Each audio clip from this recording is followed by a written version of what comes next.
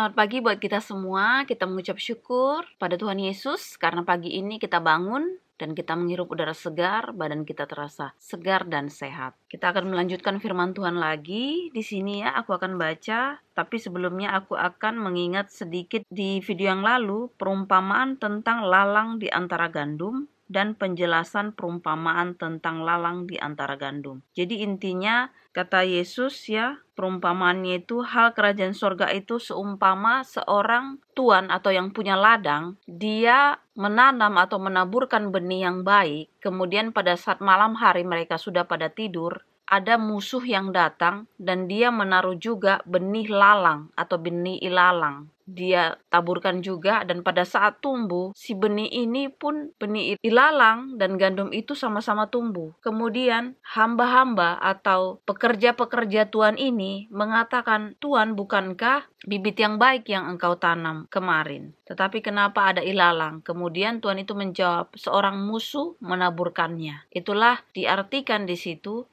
Kemudian si hamba-hamba ini mengatakan, apakah kami akan mencabut si ilalang itu sekarang? Kemudian tuannya bilang, jangan, karena jika kamu mencabut ilalang itu, kamu akan juga, gandum itu akan juga terikut tercabut, karena kan di daerah situ, jadi apalagi kecil kan, kalau pas dicabut bisa jadi si gandum itu pun tercabut. Jadi tuan itu mengatakan, biarkanlah sampai tumbuh dan berbuah, dan pada saat panen kita akan kumpulkanlah dulu ilalang itu menjadi berkas, kemudian dibakar. Barulah kumpulkan gandum-gandum itu di lumbungku. Jadi artinya dijelaskan di sini bahwasanya ladang itu adalah dunia, kemudian gandum-gandum itu adalah anak kerajaan Allah atau kita yang dipilih Tuhan. Kemudian ilalang itu adalah anak si jahat yang mengecohkan kita. Di dunia ini kan kita pasti ketemu orang banyak. Mau orang baik kayak mau orang jahat kayak sama lah. Tapi kalau kita lihat memang mereka bersifat seperti anak Allah, yaitu tadi itu adalah gandum. Tapi kalau seperti lalang, ya itu tadi. Jadi kita hidup di antara lalang-lalang itu. Memang gak enak. Pastinya kan kadang-kadang seperti itu bisa mengintimidasi kita sendiri ya. Tetapi di sini dikatakan Tuhan, kita nggak perlu khawatir karena Tuhan dan penuainya, yaitu penuai itu adalah malaikat-malaikatnya yang menjaga kita tetap. Jadi pada saat nanti akhir zaman atau kesudahan, disitulah nanti dipisahkan kita. Jadi ilalang dan gandum itu dipisahkan. Karena mereka akan fokus ke ilalangnya dulu nanti. Ilalangnya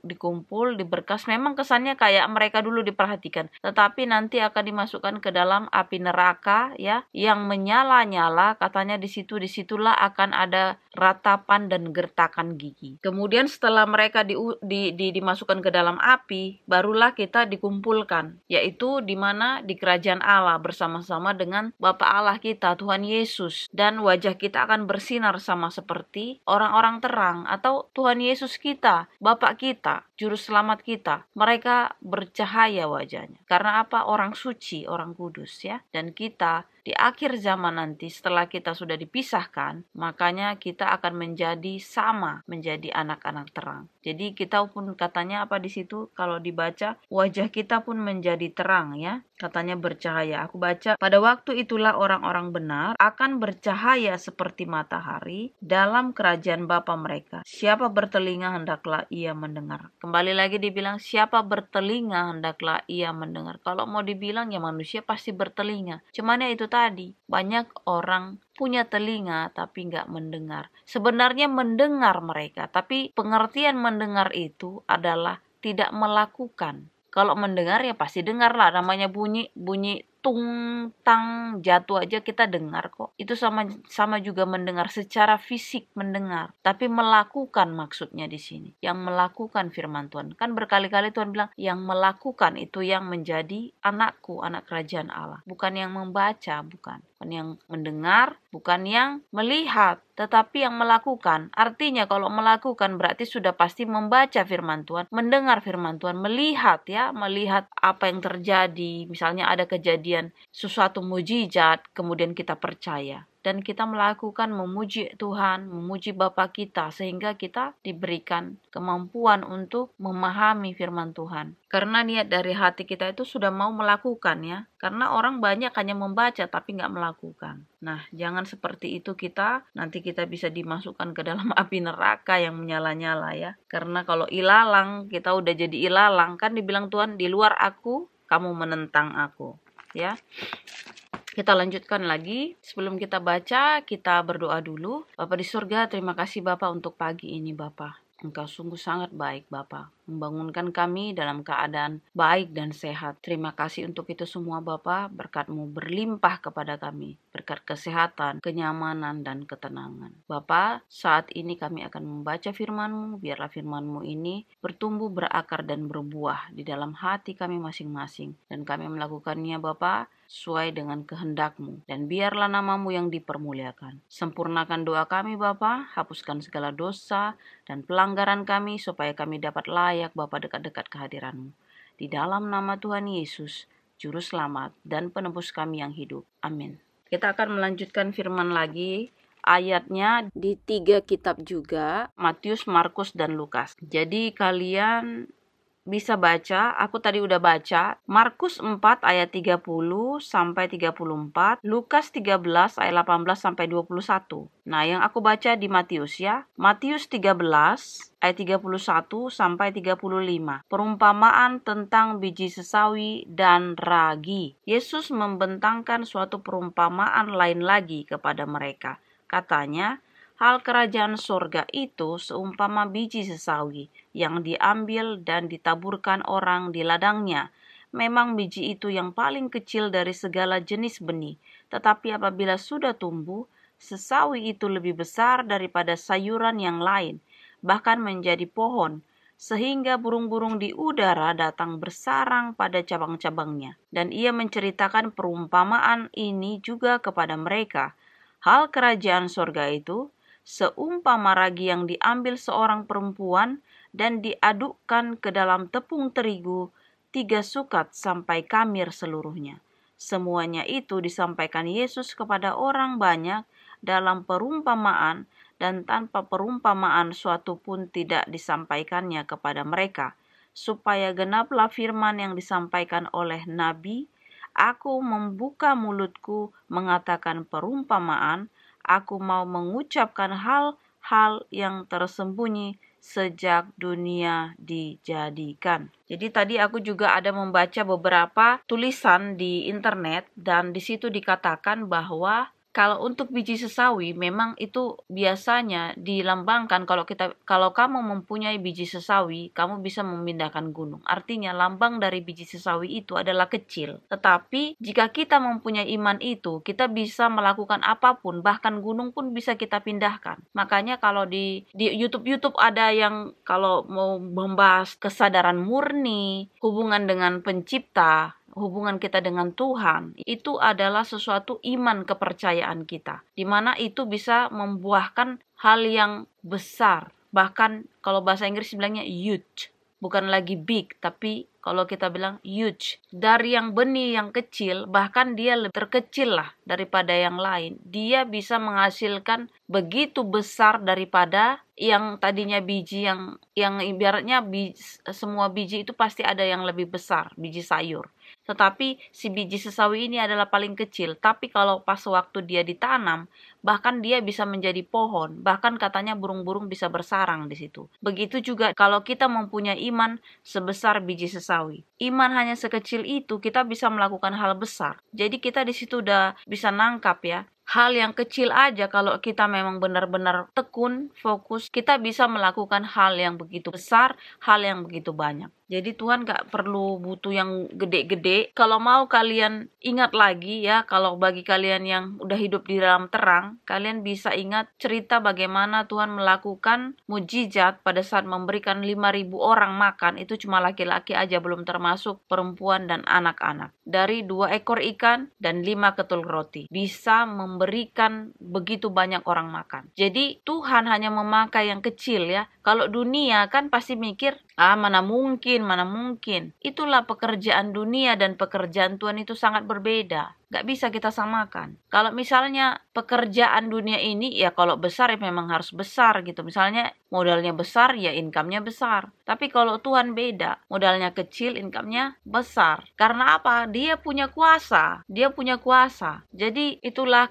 keluar biasaan daripada Tuhan kita itu. Kemudian di sini kan sudah dibilang, itu juga tadi biji sesawi itu ya ditaburkan seperti firman Tuhan, yang ibaratnya firman Tuhan itu yang biasa-biasa ditaburkan, kemudian dia bisa berdampak kepada kita, kepada orang-orang yang percaya. Jadi kita itu menjadi lebih besar daripada dunia ini. Kemudian kalau untuk yang diragi tadi, hal kerajaan sorga itu seumpama ragi yang diambil seorang perempuan yang diadukkan ke dalam tepung terigu 3 sukat sampai kamir seluruhnya. Jadi tadi aku udah baca yang tulisan di internet. Kalian juga bisa buka linknya langsung ya di situ. Mungkin aku akan tag nanti di description boxnya. Jadi kalian bisa baca di situ langsung juga. Di situ dikatakan ragi itu adalah lambang yang tidak baik. Tapi kalau kita baca secara keseluruhan dari atas itu seolah-olah ragi itu dilambangkan juga dengan firman Tuhan itu sendiri ya. Ternyata tidak. Karena ragi dari awal-awal itu pun kalau kita baca roti tidak beragi. Tuhan aja nggak suka ragi. Karena ragi itu membuat roti mengembang memang ya. Ibaratnya kalau untuk makanan oke lah kita rasakan kayak lembut ini dan sebagainya. Tetapi yang maksudnya Tuhan di sini ragi itu tidak baik karena dia membuat mengembang. Jadi itu kalau dia diartikan gereja ya, dibilang di sini dikatakan di tulisan itu aku baca gereja itu bukan dia mempengaruhi. Ibaratnya seperti ini, gereja tersebar ke dunia, tetapi dunia juga masuk ke dalam gereja itu sendiri. Disitulah terjadi yang namanya adalah kemunafikan, keangkuhan dan sebagainya. Kalian bisa baca aja lengkap di sana. Yang penting di sini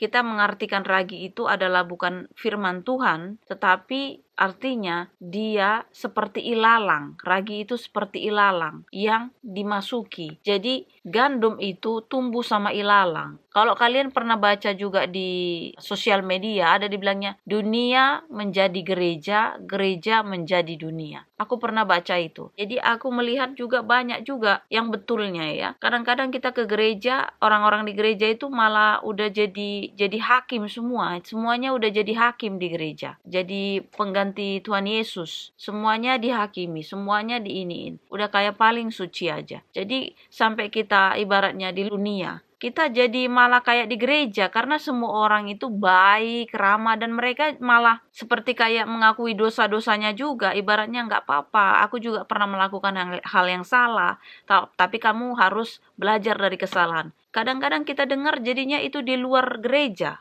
bukan di dalam. Karena di dalam orang menjadi hakim, udah paling benar aja hidupnya kadang-kadang. Makanya di sini seperti aku bilang balik lagi, buka Alkitabmu, tapi bukan jadi juga kita jadi orang Farisi di sini maksudku. Buka Alkitabmu, cari Tuhan sendiri. Karena kalau kita sudah hati kita udah langsung berhubungan dengan Tuhan itu, secara langsung ya, secara langsung, dan kita minta tuntunan Roh Kudus, itu kita bukan jadi ibaratnya bukan fake pengikut Tuhan, bukan fake anaknya Tuhan ya. Fake itu ya bukan palsu, bukan munafik. Jadi kita benar-benar di sini. Kalau kita memang sudah benar-benar jadi anak Tuhan dan Tuhan pasti berkenan.